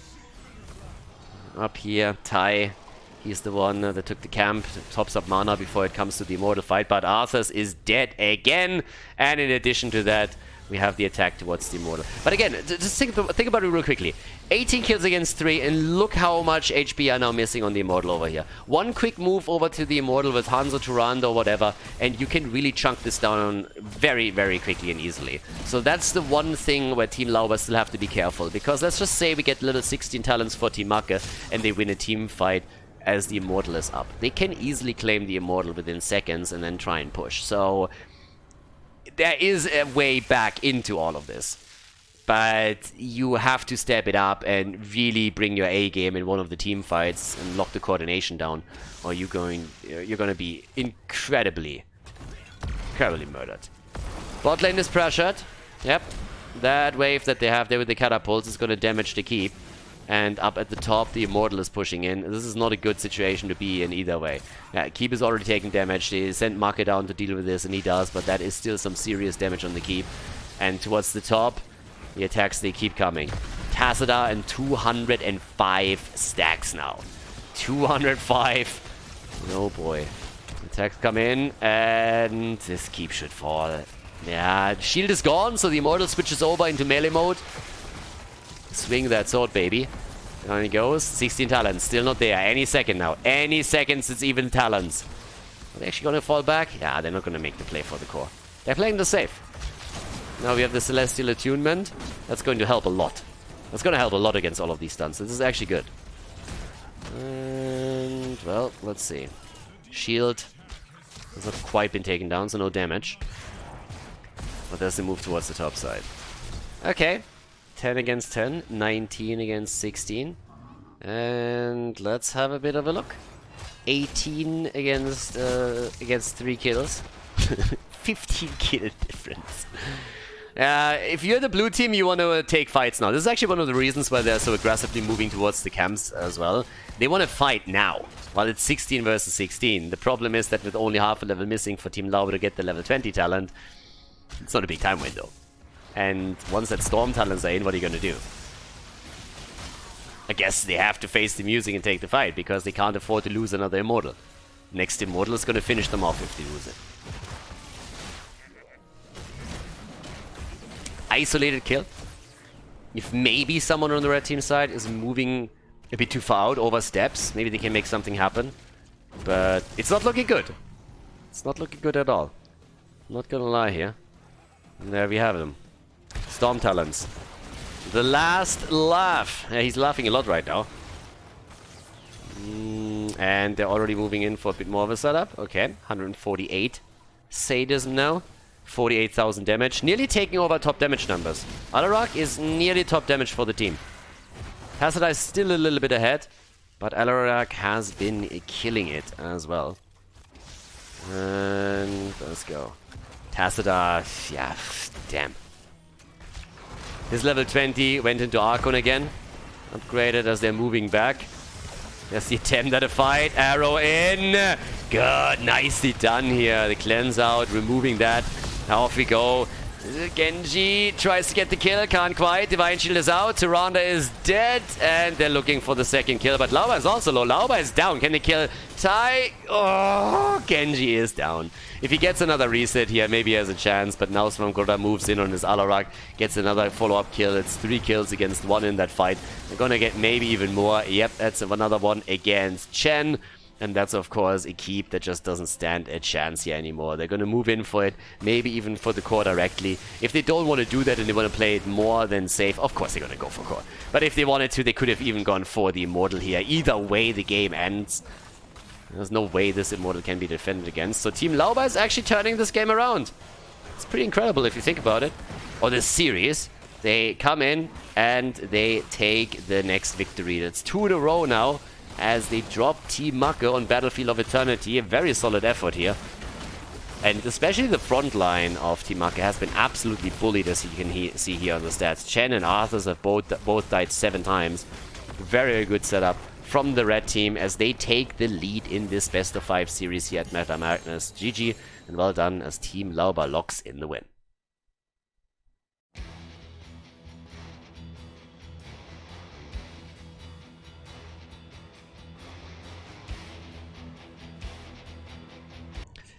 Game number 4, everyone! It's getting spicy now, right? Infernal Shrines is the map, and as this is the 4th map, it means that heading into this map, we have already 40 heroes banned. Yeah, 40 heroes are banned. 30 because they've already been played, 10 because we have the 10 global bans. So the air is getting a lot thinner when it comes to heroes, and in particular the tanks have of course been hit hard. I think there's a good chance that a few of those are even being banned out once again, but it will be pretty funny to see what's happening here. And a lot of the damage dealers that you normally see on Infernal Shrines are also gone. I think there will be a few mages that make an appearance here. We still have Orphea, which could be played by Tai. We got Gul'dan up, and Mephisto is also still available. Plus, in addition to that, there's also Khaldor. So there's still quite a few choices, don't get me wrong. On the auto-attacker side, a little more tricky. Jimmy got banned a few times, so if he doesn't get banned out, then it might end up with a pick on him. Zarya is banned again, Zeratul is banned again, Medivh again, and again, they're trying to just like ban those out. It's oftentimes a bit of a question of if you are a first pick or what's going on there. But yeah, I don't really mind too much. It's just additional bans for us, right? So that's pretty cool. But I gotta give kudos to Team Lauber. They are surprising me a little bit here.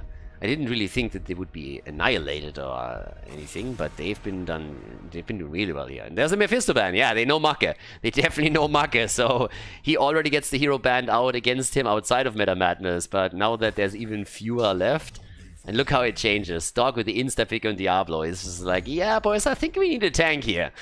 And Infernal Shrines is the map, so yeah, get that tank out. That leaves us with Muradin, Nubarak, so those are 2 that are still available here. Could play Varian, there's Imperius as a frontliner, theoretically.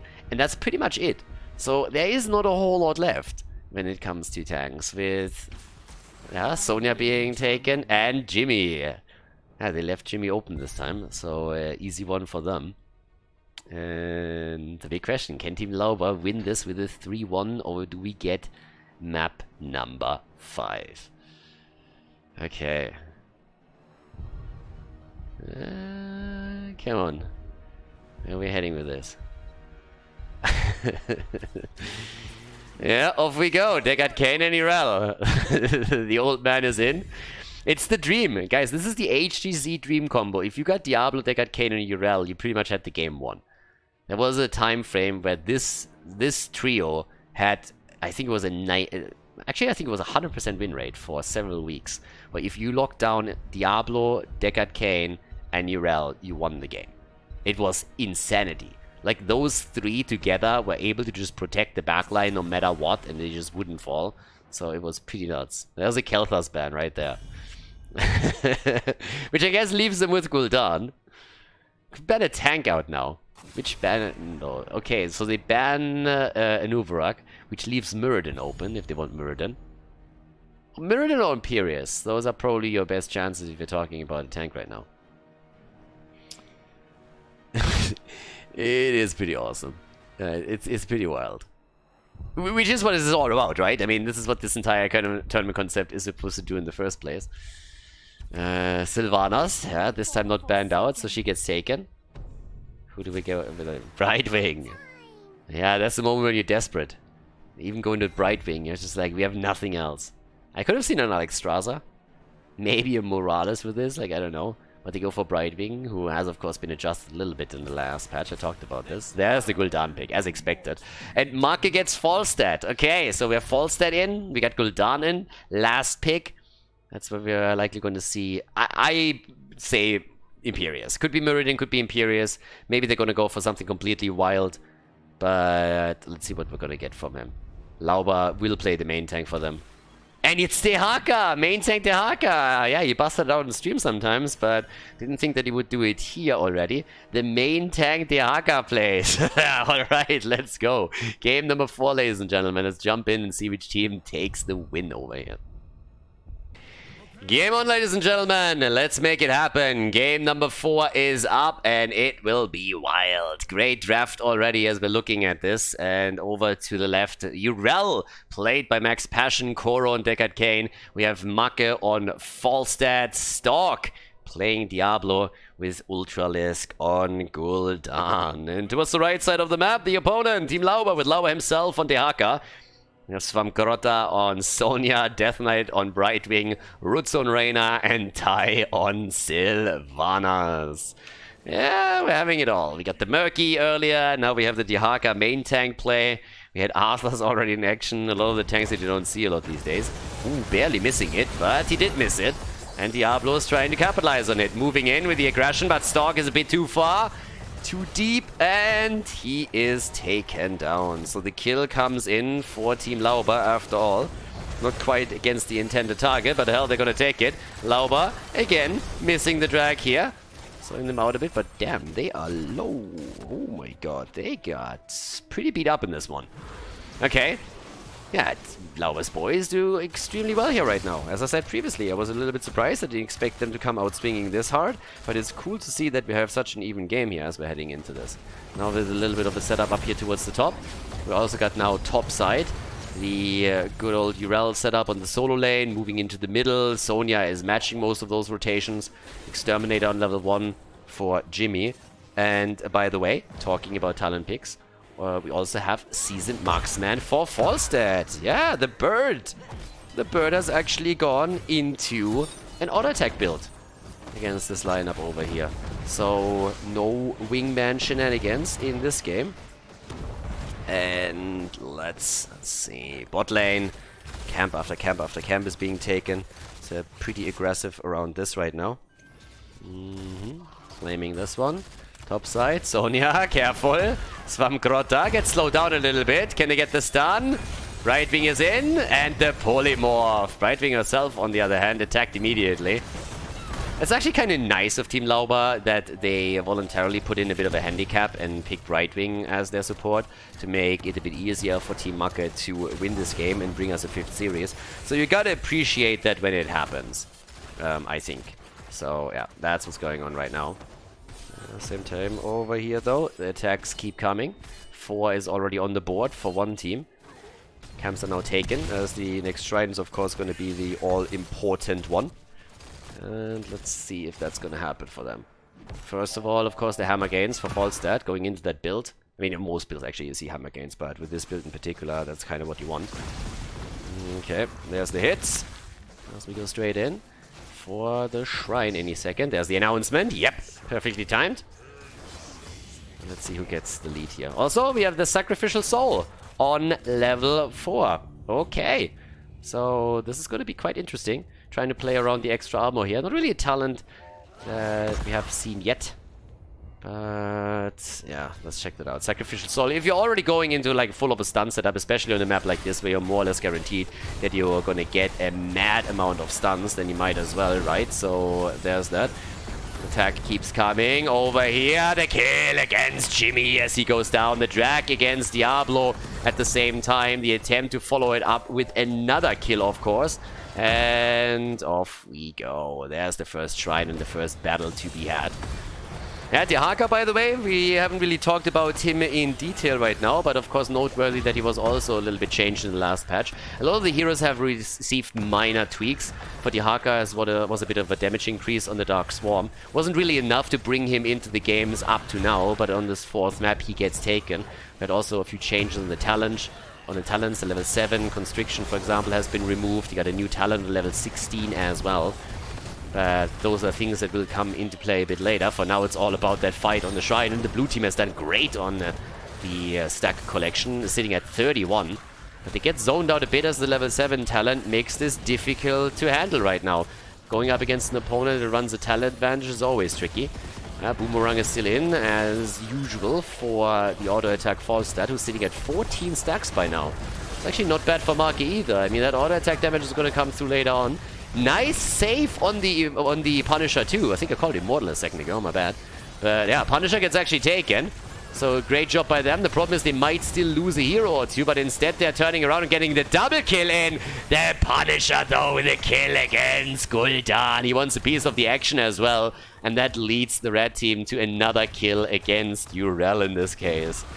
Yeah, that came a little bit unexpected. I don't think that Makke realized what was happening and where exactly that Punisher was positioned, so that's an easy kill. And now we have 3 kills against 3, and thanks to Sylvanas also, an entire wall that has been obliterated. Bit of a damage play down here.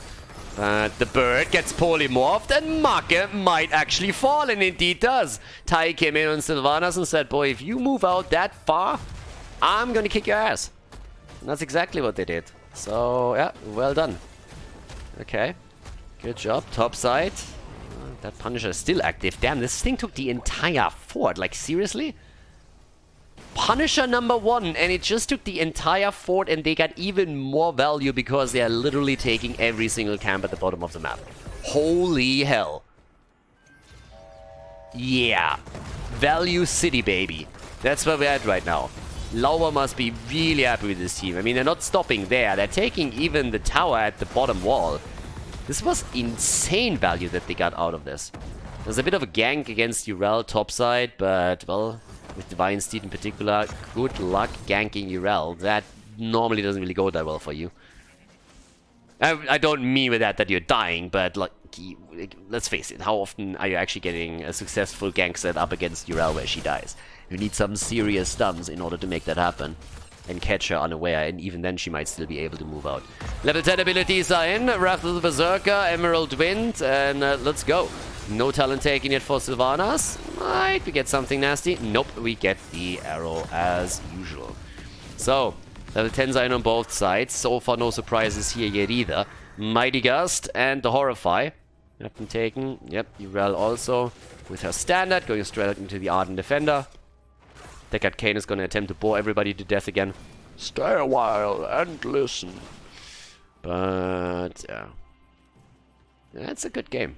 This entire series has been great, honestly. I'm so happy that we have this as our opening match for Meta Madness, because every single game that we've seen so far was pretty close. Maybe with the exception of the third one. Gotta admit that on the third map, it seemed like Lauber's team was more or less in control for pretty much the entire game. At least they looked very, very convincing in the team fights. Most of the...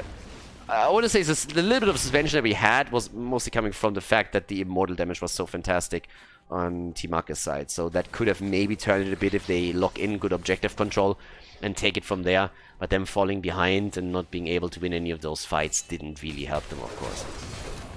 Either way, we have still a lineup where the damage output lies mostly on Sylvanas with the 16,000. It doesn't come as a shock. Tyres played some solid setups here. 13,000 now for Gul'dan. Yeah, careful. That wall stun is something that Stock is obviously actively looking for right now. Yeah, tempting, right? If you see him there, that's obviously tempting, but Lauber with a global can always offset this. Now, there is, of course, still that false set on the other side. It's not like only one team runs a global here, but it is still incredibly annoying here for them. Alright. Can you imagine the 5th game here? I'm happy that we get the 4th, honestly.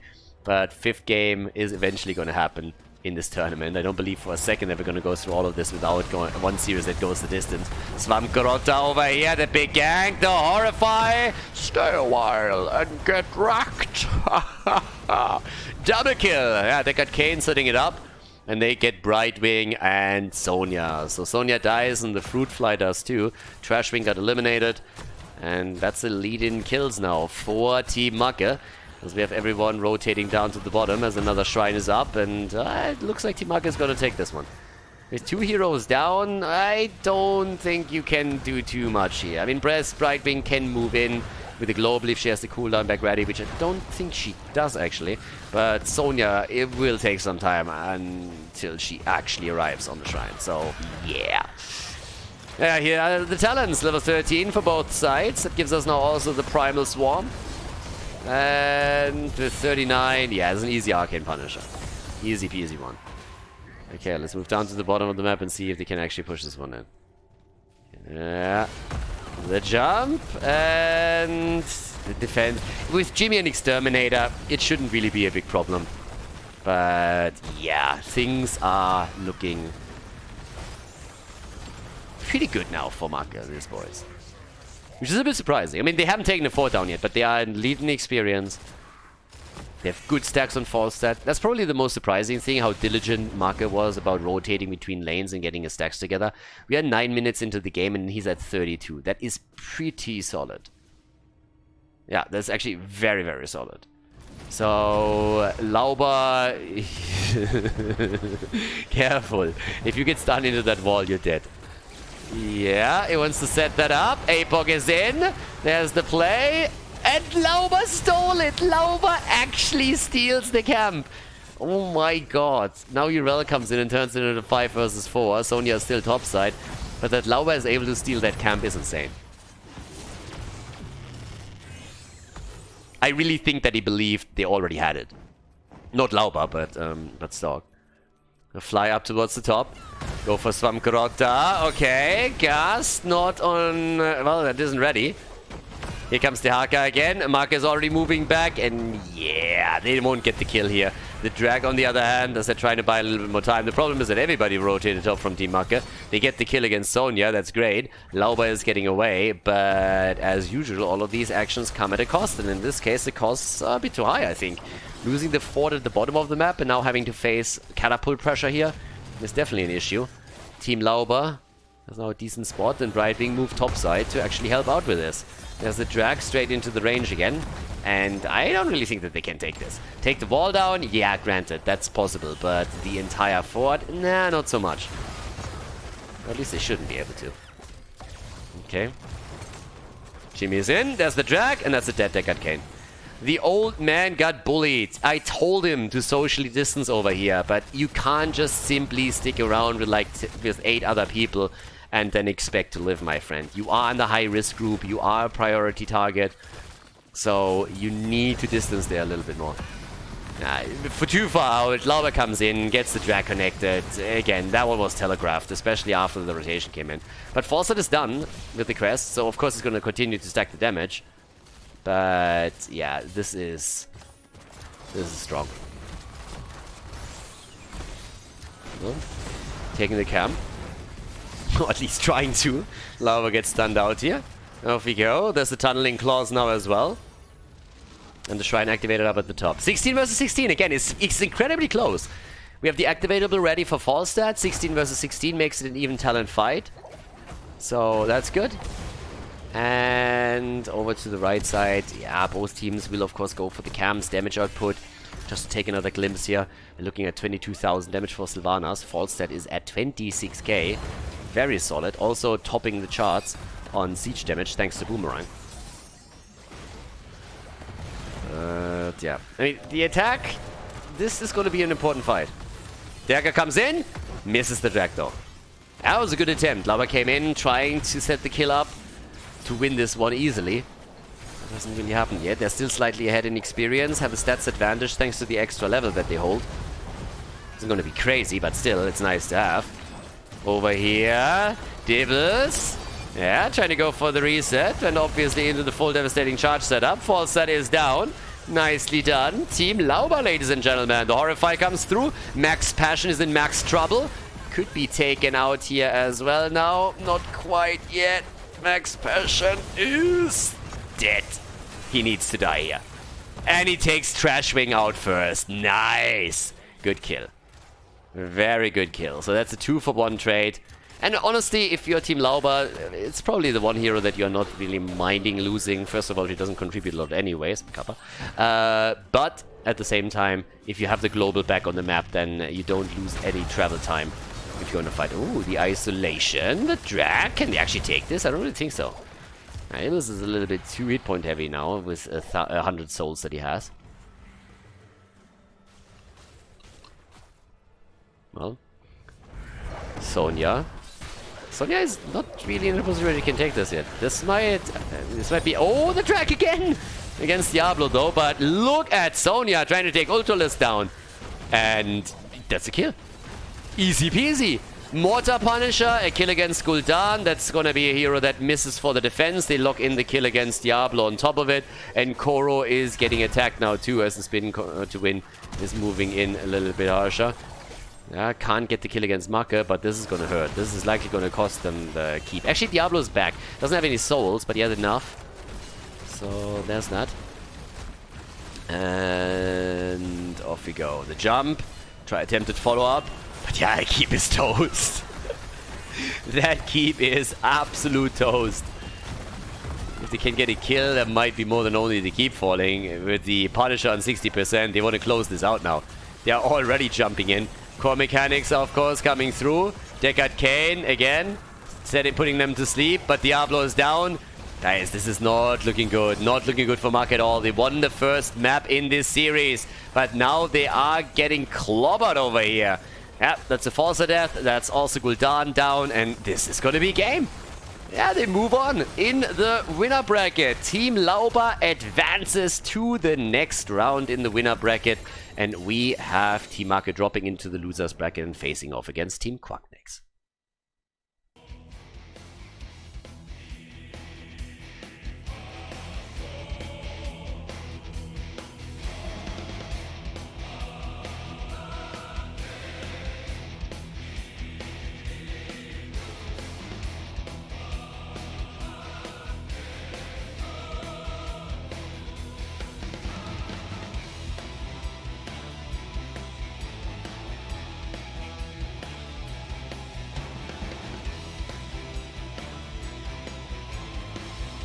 Thank you everybody for watching the video today. I hope that you enjoyed the show and the commentary. And keep in mind that the spoiler protection that is going to run for the rest of the video is made possible by all the support on patreon.com. So guys, if you want to support my work, if you want to help me start new projects and keep the spoiler protection in place, please consider heading over to patreon.com/Khaldor. There's also a link in the YouTube description, and check that out. Thanks in advance, and see you guys next time with more esports coverage here on Khaldor TV. Have a great day.